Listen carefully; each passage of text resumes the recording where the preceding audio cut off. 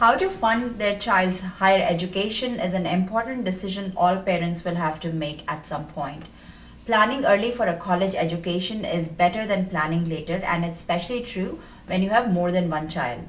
In the United States, there are several ways you can do that. In today's video, we will be discussing some traditional as well as some creative ways to fund your child's education.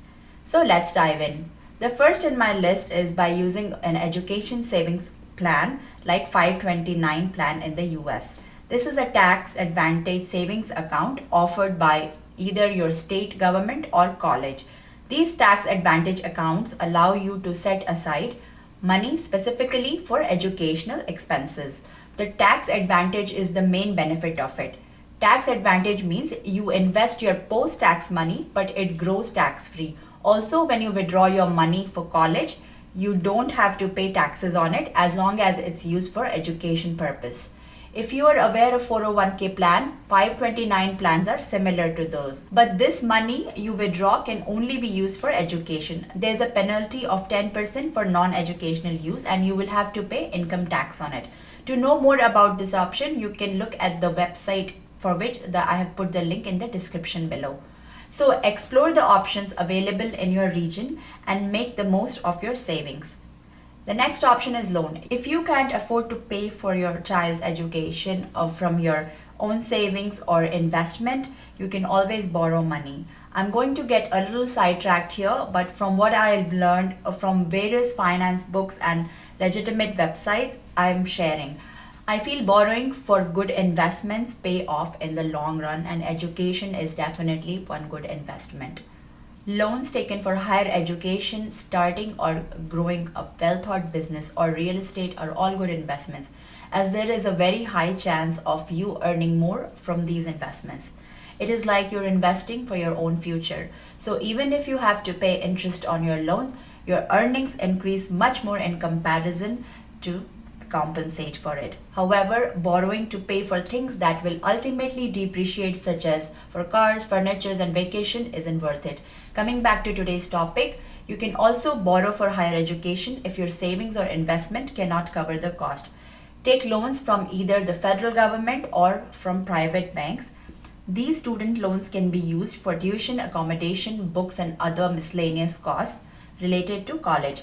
The interest rates on federal loans are usually lower compared to private banks. As of today, interest rate on federal unsubsidized loan is 4.99% for bachelor's degree and 6.5% for professional and graduate degrees.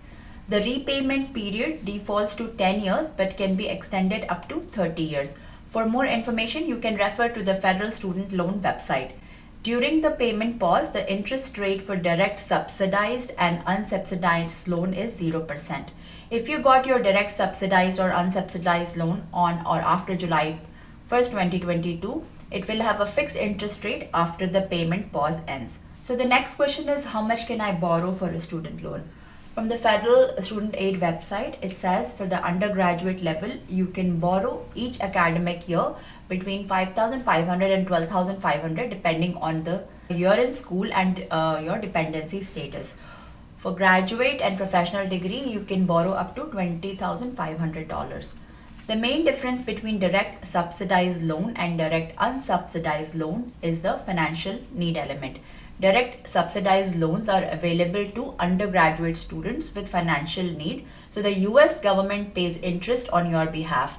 However, direct unsubsidized loans are not based on financial need, and hence you pay the interest on the loan. On these loans, interest accrues every day. The next option is borrowing from private banks. Usually, the rates are higher than federal student loans. With private loans, the payments get due while you're still in college. In the case of a federal direct unsubsidized loan, payments are not due until after you graduate. In addition, there are few other ways to help out in the tuition. One of the most obvious ways to fund your college education is through scholarships and grants. So make sure you do your research and apply for as many opportunities as possible. Look beyond traditional scholarships to niche ones related to your field of study, ethnicity, or community involvement. Remember, every dollar counts. The next way is crowdfunding.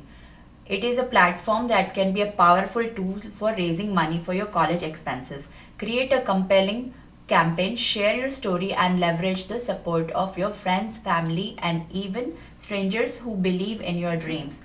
Don't underestimate the power of crowdfunding to make a difference. The next option is part time jobs.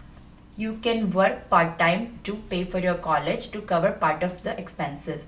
Look for on campus position or explore job opportunities in your neighborhood. Keep in mind that balancing work and academics require careful time management, but it can also provide valuable skills and experiences.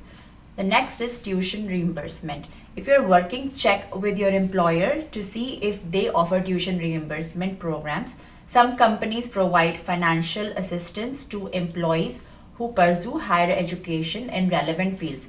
It's a win-win situation where you gain the knowledge while reducing your college cost. The next option is internships. These programs provide hands-on experience in your chosen field while often offering financial compensation. Not only these opportunities help offset your college expenses, but they also enhance your resume and build the professional connections for future career prospects. Freelancing and side hustle is another way. If you have talent in writing, it's or graphic designing, coding, or tutoring, these are various online platforms where you can showcase your abilities and earn extra income. Invest your spare time wisely and turn it into cash. We can also look at sponsorship and donorship programs. So you can investigate local organization, foundation, or community programs that offer these opportunities for students pursuing higher education. These organizations are often eager to invest in the future by supporting motivated individuals like you. Last but not the least, personal budgeting and financial aid. Take time to create a comprehensive budget and explore financial aid options. Financial aid packages can include grants, loans, and work study opportunities. Understanding your expenses and maximizing your financial aid eligibility can significantly reduce your out-of-pocket costs. At the end, I just want to say that get higher education even if it requires borrowing. Also, you have to understand how much money you should borrow. The main aim is that you should cover your tuition and basic living expenses if you are staying away from your home. It may be tempting for you to go to a great location, a beautiful campus, and choose a college with the best athletics, but you should decide if taking a bigger loan for these extra amenities is even worth it, especially when you have to pay interest on your loan.